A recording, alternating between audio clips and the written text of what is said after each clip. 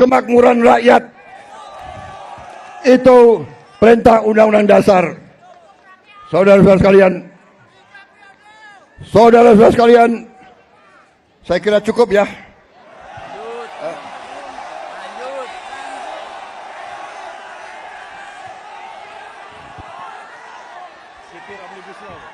Kalian nggak kepanasan?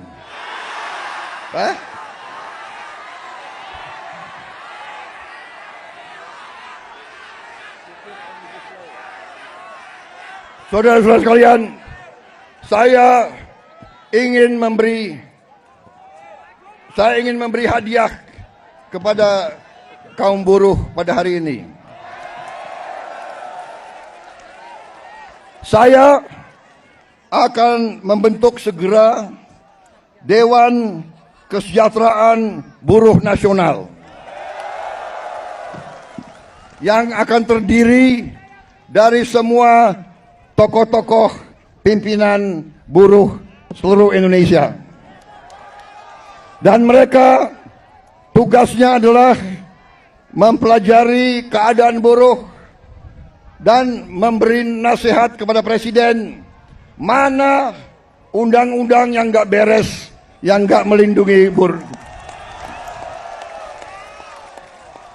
mana regulasi yang nggak benar.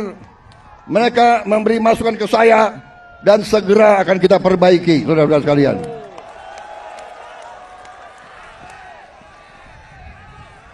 Saudara-saudara sekalian,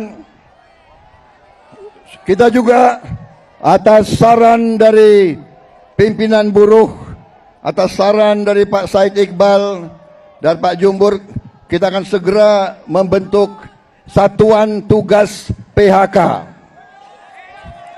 Kita tidak akan membiarkan rakyat kita tidak akan biarkan pekerja-pekerja di PHK-kan seenaknya.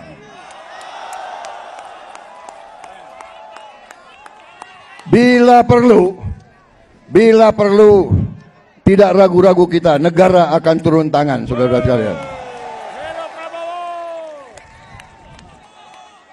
Saudara-saudara sekalian, juga kita akan segera meloloskan RUU Perlindungan Pekerja Rumah Tangga. Wakil Ketua DPR yang hadir, Pak Dasko, Pak Sufmi melapor ke saya, minggu depan RUU ini segera akan mulai dibahas.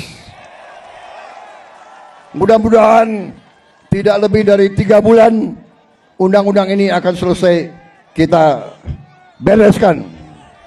Juga saran dari Pak Jumhur, Undang-Undang Perlindungan Pekerja di Laut, pekerja di industri perikanan, pekerja di kapal-kapal, kita juga segera akan membentuk undang-undang itu. Jadi kami Satgas PHK dan Dewan Kesejahteraan Buruh Nasional ini akan mempunyai peran yang sangat penting.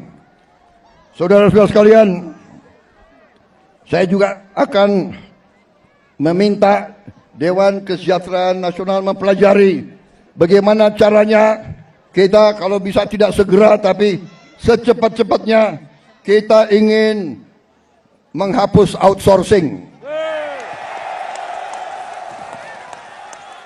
Tapi saudara-saudara, kita juga harus juga realistis. Kita juga harus menjaga kepentingan para investor juga. Kalau mereka tidak investasi, tidak ada pabrik, kalian tidak bekerja. Jadi kita harus bekerja sama mereka atas usul pimpinan saudara.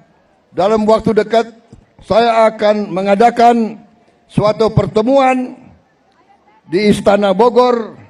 150 pimpinan buruh akan saya pertemukan dengan 150 pemimpin-pemimpin perusahaan di Indonesia.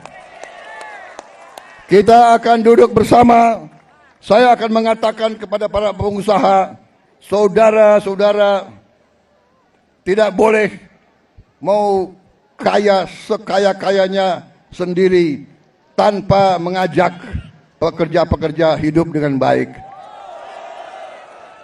Tapi negara juga tidak tinggal diam. Kami berjuang memberi pelayanan kesehatan untuk seluruh rakyat, pendidikan, kita juga memberi subsidi listrik, kita memberi bantuan tunai langsung kepada mereka-mereka yang penghasilan rendah. Total biaya yang kita gelontorkan ke rakyat sudah melebihi, kalau tidak salah, 500 triliun.